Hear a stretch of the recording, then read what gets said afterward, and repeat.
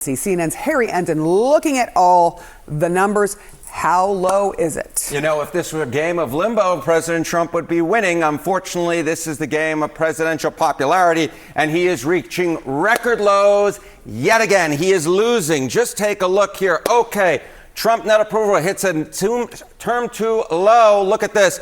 31 points underwater, 31 points underwater, according to Ipsos, the Reuters Ipsos poll. Look where he was at the beginning of term number 2. He was at plus 6 points. So he is down, what is that? The math quickly with me. 37 points from where he was at the beginning of his second presidency. You know, President Trump was unpopular going into the midterms during his first presidency, but not anywhere as unpopular as this. He was 12 points underwater. So he is doing, versus where he was at term number 1 at this point, he is doing, what is the math here quickly? He is doing 19 points worse than he was doing in term number 1 at this point. And of course, those midterms were quite disastrous for the Republican Party. So you look at these numbers and you just go, oy vey if you're a Republican. All right.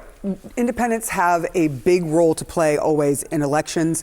Give us some sense of where they stand, because there is still a lot of the party that supports Donald Trump. Yeah, okay. So, you know what? Republicans still, in large part, support Donald Trump. But as independents, who are the name of the game, they are the driver in elections. And just look at why these numbers are falling the way that they are. It is because of independents. Look at these drops. I mean, Trump's net approval rating among independents, term 2, he's 47 points underwater now. 47 points underwater. He was at minus 1 point at the beginning of his presidency, basically treading water, right? So what is that? That's a 46-point drop. So you see that drop of, what, 31 points from where he was at the beginning of his presidency, or 37 points from where he was at the beginning of his presidency among the overall electorate. But that's nothing compared to this 46-point drop among independents. And compare that to where he was at this point in term number 1 before those midterms. Again, he was underwater then, but he was just 10 points underwater then. Now he's 47 points underwater. So that's a drop of what? 37 points? So this has been the problem with President Trump's second term, according to the public, which is he is going and placating the base, but leaving the center of the electorate behind. But you know what? You have to win the center of the electorate in order to maintain your popularity, in order for Republicans to win in these midterm elections. But independents are saying, you know what? We don't like what's going on. See you later. Yeah, and the big question is, do they show up and vote for a Democrat, or do they not show up? Those are always the questions that you have to ask. I do want to ask you about what this might mean historically when you look at these abysmal numbers for the president and his approval rating the lowest of his presidency, what it might mean for the midterms. Yeah, what might it mean for the midterms? I was teasing 2018, but you have to go further back in history to really find the true analog in my mind.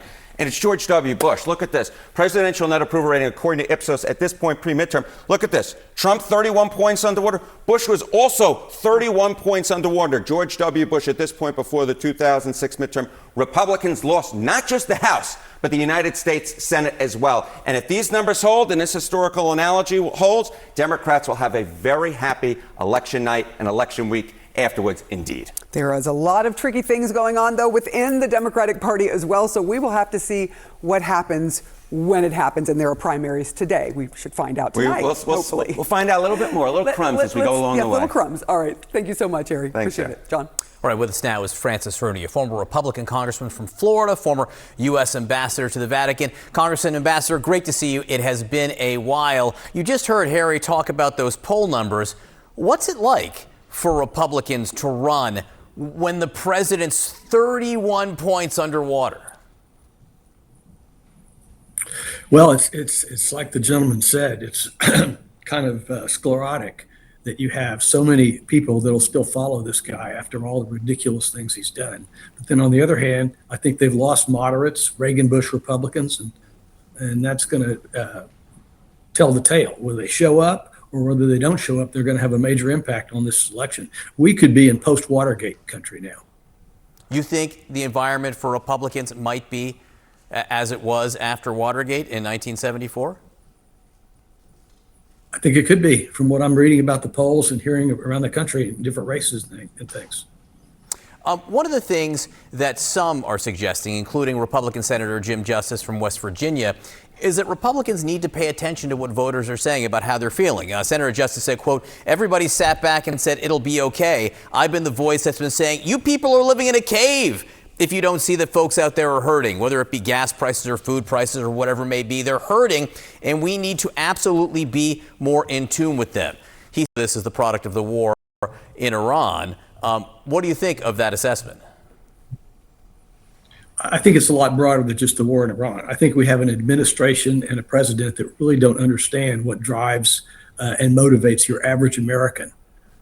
Your average person who they don't have any connection with because they're all billionaires cares about what his groceries cost, his car cost, his gasoline cost, and his house mortgage cost. And none of those are going the right way. And they were not going the right way before Iran, but the gas part of it is significantly exacerbated after Iran. Another dramatic development unfolding. A new Reuters Ipsos poll shows that President Trump's approval rating has now fallen to the lowest of his career, only 33% approve of what he's doing, 64% disapprove. How much will that affect the midterm elections in November? An immense amount. I mean, this is the backdrop upon which this consequential midterm election season will take place. It is Donald Trump at historic lows in popularity, the unpopularity of the Iran war, high gas prices, all of that is giving Republicans some heart palpitations here as they're going in. Now, they've done what they can do to try to mitigate this with redistricting. They expect to have more money to spend than Democrats do this fall. But none of that may actually thwart what a significant weight the president's unpopularity is around Republicans heading into this fall midterm season. Republicans have a question that they must answer before the midterm elections in just 79 days. Will they welcome a largely unpopular president onto the campaign trail? Here's a taste of what President Trump said while appearing in New York on Friday, alongside the GOP candidate for governor Bruce Blakeman, with his attorney general and FBI director in tow. In 2025, we achieved the single largest reduction in violent crime in American history. The communists want to turn America into a third world country, into a hellhole of crime and filth. For you to pay a tiny little bit more for your gasoline, just remember, you're doing it so that a very evil country cannot have, a country really, it's the #1 state sponsor of terror in the world. We don't want to have them have a nuclear weapon. I will never apologize. I did the right thing. A tiny little bit more for gasoline. You have a sense that that may be coming in a Democratic ad near you. I mean, Dasha, is this what Republicans want to hear from their president? I was watching those clips and I was like, point one, okay, that's right. Point two, good. That's what your strategists want you to say. And then points 3 and 4 are like, oh, there it goes off the rails. I mean, this is the challenge in deploying Trump on the campaign trail is he is going to do what he's going to do. Listen, I think that you're going to see him really surgically deployed, right? In those areas where people where Republicans really want that base turnout, he does turn people out. And when he's not on the ballot, there's serious concern that those sort of disaffected voters, those low propensity voters that he won in 24 won't come out. So I think they're going to send him. But when it comes to like places with voters that need to be persuaded or suburbs or swingy areas, I think that's where you're going to see some surrogates instead because of exactly what you just showed there. I mean, sources are telling our White House team here that Trump finally has the green light to go ahead. Let's take a look at a passage from our White House team story this weekend. It said, he loves to travel, but he hates to travel, said one of his advisors. Trump has recently told his closest aides that he wants to be out more stumping for GOP candidates, but advisors acknowledge his enthusiasm could evaporate just as quickly. We'll see how long that lasts, the advisor said. Once he's traveling, he's like, why am I doing this?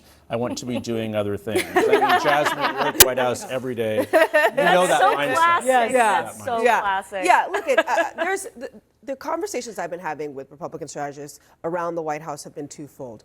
When is the president going to be more focused on the midterms, and when is he going to start spending his huge tranche of war chest money on the midterms? That's their fear, of course. That's their fear. And so I think you're starting to see some of these questions perhaps be answered, at least here and there. The White House at one point said that the president is expected to be traveling multiple times a week for the midterm elections. We haven't yet seen that so far. Right now, I think he is averaging kind of like one trip trip every 10 or so days on domestic policies. Of course, people inside the White House want him to focus more on that. So even if he's not out there stumping with candidates, at least he can be somewhere else talking about the economy. But the question is, what can you say about the economy? And saying you're just going to pay a little bit more at the pump is not necessarily motivating. I mean, that is still ringing in the ears, but I cannot forget this quote from Susie Wiles, the White House Chief of Staff, who last year promised the president would be everywhere.